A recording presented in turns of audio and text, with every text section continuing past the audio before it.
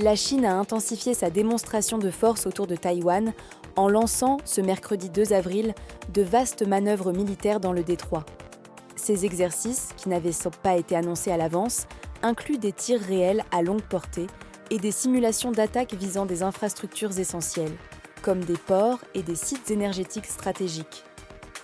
Baptisée Tonnerre dans le détroit 2025A, cette opération a pour objectif d'évaluer la capacité des forces armées chinoises à établir un blocus et à contrôler certaines zones, selon Shi Yi, porte-parole du commandement du théâtre oriental de l'armée chinoise. Parmi les équipements déployés, Pékin a mobilisé son porte-avions Shandong, qui a participé à des exercices coordonnés entre navires et avions. Ces manœuvres comprenaient la prise de contrôle de la supériorité aérienne, ainsi que des frappes ciblées sur des objectifs terrestres et maritimes. Cette montée en puissance intervient alors que Washington, par la voix du secrétaire à la Défense Pete Hegseth, a récemment réaffirmé son engagement à assurer la dissuasion dans la région. L'opération chinoise a par ailleurs été critiquée par les États-Unis et l'Union européenne, qui y voient une menace pour la stabilité de la zone. La Chine a adressé un avertissement sévère à Taïwan, affirmant que les mesures de rétorsion se poursuivraient tant que les autorités taïwanaises continueraient à défendre l'indépendance de l'île. Tant que les provocations en faveur de l'indépendance de Taïwan persistent, les sanctions ne cesseront pas, a déclaré Guo Jiakun, porte-parole du ministère chinois des Affaires étrangères, lors d'une conférence de presse. Une présence militaire renforcée. Les autorités taïwanaises ont confirmé le déploiement militaire massif autour de l'île et ont fermement condamné ces manœuvres. Mercredi, le ministère taïwanais de la Défense a signalé la présence de 27 avions chinois, 21 navires de guerre et 10 patrouilleurs des gardes-côtes entre 6h08 et 13h30, heure locale. Depuis plusieurs années, Pékin intensifie ses exercices militaires aux abords de Taïwan, mobilisant avions de chasse et navires de guerre pour réaffirmer sa souveraineté sur l'île, une revendication rejetée par Taipei.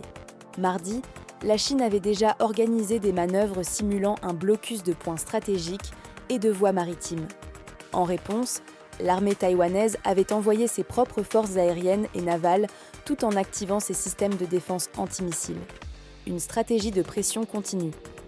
Selon l'analyste Wen Tisung du Centre de réflexion Atlantic Council, ces exercices militaires visent à tester la solidité du soutien de Washington et de ses alliés à Taïwan. La Chine multiplie les occasions pour pousser le gouvernement américain à démontrer si son engagement envers Taïwan reste aussi ferme que par le passé, explique-t-il. Plutôt qu'une invasion directe, perçue comme plus risquée, les experts estiment que Pékin privilégie une stratégie d'encerclement progressif de l'île qui permettrait d'affaiblir progressivement Taipei. La pression chinoise s'est d'ailleurs intensifiée depuis l'élection du président taïwanais Lai Ching-te, qui défend l'idée que Taïwan est déjà un État souverain et qui a récemment qualifié la Chine de force hostile étrangère, une propagande offensive.